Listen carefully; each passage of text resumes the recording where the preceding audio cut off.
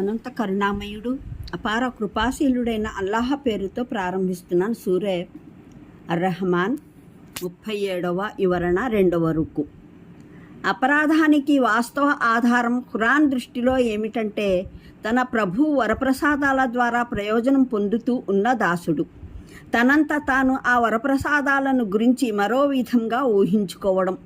ఈ వరప్రసాదాలన్నీ ఎవరూ ప్రసాదించినవి కావు, వాటంతటా అవే తనకు ప్రాప్తమయ్యాయని, లేదా ఇవన్నీ దేవుని అనుగ్రహాలు కావు, తన సొంత సామర్థ్యం లేదా సౌభాగ్యానికి ఫలమని, లేదా ఇవన్నీ దేవుడు అనుగ్రహించినవే కానీ ఆ దైవానికి తన దాసునిపై ఎలాంటి అధికారం హక్కు లేదని, లేదా ఈ కృపాకటాక్షాలు దైవం స్వయంగా తనపై చేయలేదు, మరేదో అస్తిత్వం ఆయన చేత చేయించింది అని అనుకోవడం.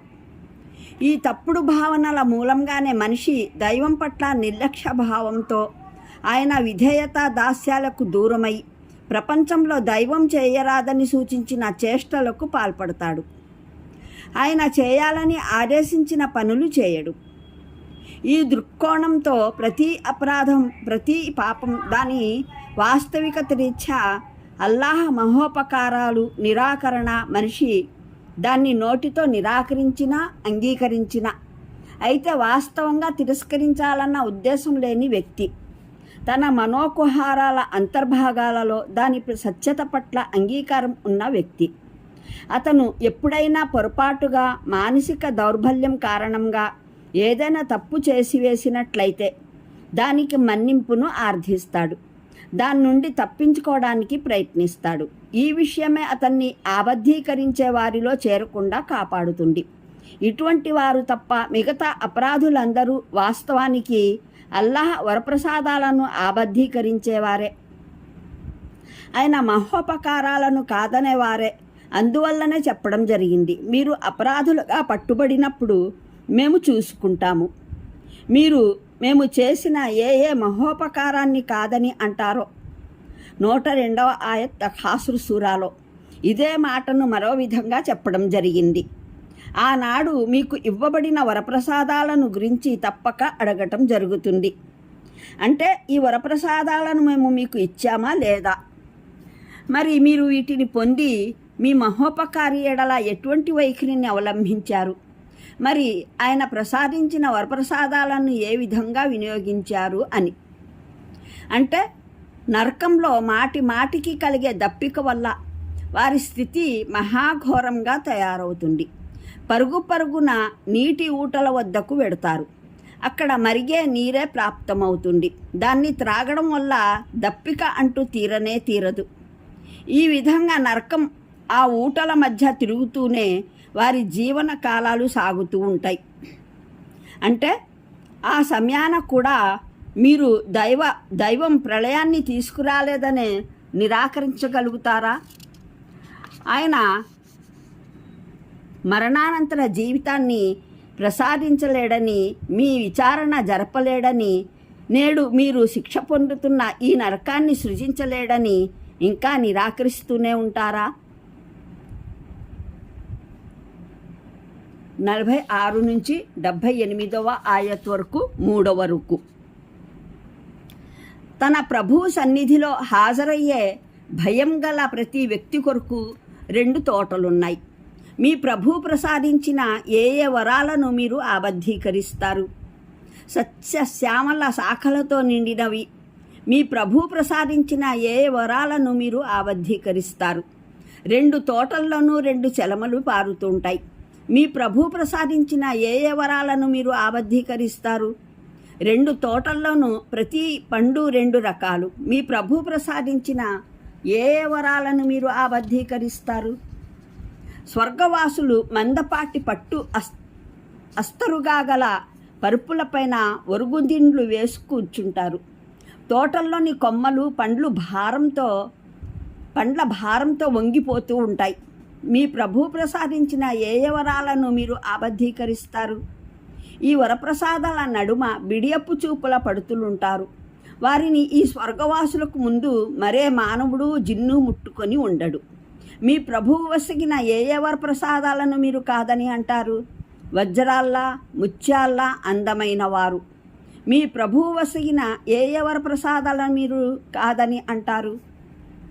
మేలు చేసిన దాని ప్రతిఫలం మేలు తప్ప మరేం కాగలదు. మరప్పుడు జిన్నులు మానవులారా, మీ ప్రభువు స్తవనీయ గుణాలను ఏ వాటిని మీరు తిరస్కరిస్తారు? మరి ఈ 2 తోటలే కాక ఇంకా 2 తోటలుంటాయి. మీ ప్రభువు ప్రసాదించిన ఏ వరాలను మీరు కాదని అంటారు? దట్టమైనవి, సస్యశ్యామలమైనవి ఆ తోటలు. మీ ప్రభువు ప్రసాదించిన ఏ వరాలను మీరు తిరస్కరిస్తారు? 2 తోటల్లోనూ 2 చెలమలు ఊటల్లా పైకి ఉబుకుతుంటాయి. మీ ప్రభువు వరప్రసాదాలను ఏ వాటిని మీరు కాదని అనగలరు? వాటిలో మెండుగా పండ్లు, ఖర్జూరాలు, దానిమ్మలు ఉంటాయి. మీ ప్రభువు వరప్రసాదాలను మీరు ఏ వాటిని కాదని అంటారు?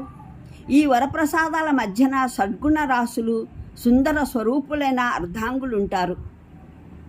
మీ ప్రభువు ప్రసాదించిన ఏ వరాలను మీరు కాదని అంటారు? గుడారాల్లో విడిది చేయించిన హూర్ పడుచులు ఉంటారు. మీ ప్రభువు ప్రసాదించిన ఏ వరాలను మీరు కాదని అంటారు? ఈ స్వర్గవాసులకు పూర్వం ఏ మానవుడు ఏ జిన్ను వారిని ముట్టుకొని ఉండడు. మీ ప్రభువు వరాలను ఏ వాటిని మీరు తిరస్కరించగలరు? ఆ స్వర్గవాసులు పచ్చటి తివాచీలు, అద్భుత నాణ్యమైన పరుపులపైన ఒరుగుదిండ్లు వేసుకు కూర్చుంటారు. మీ ప్రభు వరప్రసాదాలను ఏ వాటిని మీరు కాదని తిరస్కరిస్తారు? మహామహిమాన్వితుడు, మహోదారుడైన నీ ప్రభువు నామం మహాశుభకరమైనది.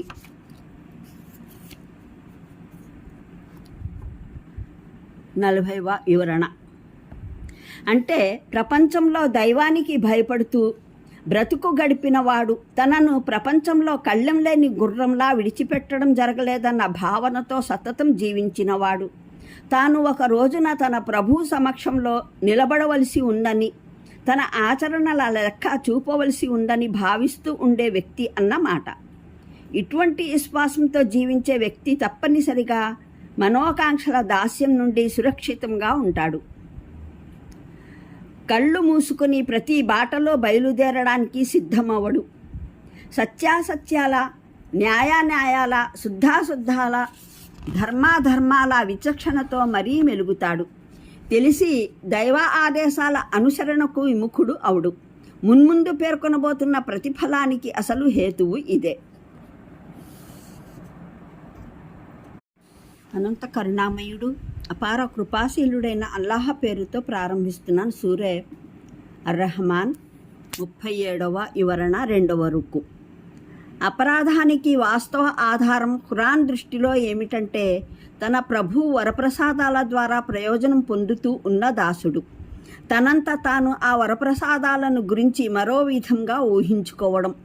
ఈ వరప్రసాదాలన్నీ ఎవరూ ప్రసాదించినవి కావు, వాటంతటా అవే తనకు ప్రాప్తమయ్యాయని, లేదా ఇవన్నీ దేవుని అనుగ్రహాలు కావు, తన స్వంత సామర్థ్యం లేదా సౌభాగ్యానికి ఫలమని, లేదా ఇవన్నీ దేవుడు అనుగ్రహించినవే కానీ ఆ దైవానికి తన దాసునిపై ఎలాంటి అధికారం, హక్కు లేదని, లేదా ఈ కృపాకటాక్షాలు దైవం స్వయంగా తనపై చేయలేదు, మరేదో అస్తిత్వం ఆయన చేత చేయించింది అని అనుకోవడం. ఈ తప్పుడు భావనల మూలంగానే మనిషి దైవం పట్ల నిర్లక్ష్య భావంతో, ఆయన విధేయత దాస్యాలకు దూరమై ప్రపంచంలో దైవం చేయరాదని సూచించిన చేష్టలకు పాల్పడతాడు. ఆయన చేయాలని ఆదేశించిన పనులు చేయడు. ఈ దృక్కోణంతో ప్రతి అపరాధం, ప్రతి పాపం దాని వాస్తవికత రీత్యా అల్లాహ్ మహోపకారాలు నిరాకరణ, మనిషి దాన్ని నోటితో నిరాకరించినా అంగీకరించినా, అయితే వాస్తవంగా తిరస్కరించాలన్న ఉద్దేశం లేని వ్యక్తి తన మనోకుహారాల అంతర్భాగాలలో దాని సత్యత పట్ల అంగీకారం ఉన్న వ్యక్తి. అతను ఎప్పుడైనా పొరపాటుగా మానసిక దౌర్బల్యం కారణంగా ఏదైనా తప్పు చేసివేసినట్లయితే దానికి మన్నింపును ఆర్థిస్తాడు, దాని నుండి తప్పించుకోవడానికి ప్రయత్నిస్తాడు. ఈ విషయమే అతన్ని ఆబద్ధీకరించే వారిలో చేరకుండా కాపాడుతుంది. ఇటువంటి వారు తప్ప మిగతా అపరాధులందరూ వాస్తవానికి అల్లాహ్ వరప్రసాదాలను ఆబద్ధీకరించేవారే, ఆయన మహోపకారాలను కాదనేవారే. అందువల్లనే చెప్పడం జరిగింది, మీరు అపరాధులుగా పట్టుబడినప్పుడు మేము చూసుకుంటాము, మేము చేసిన ఏ మహో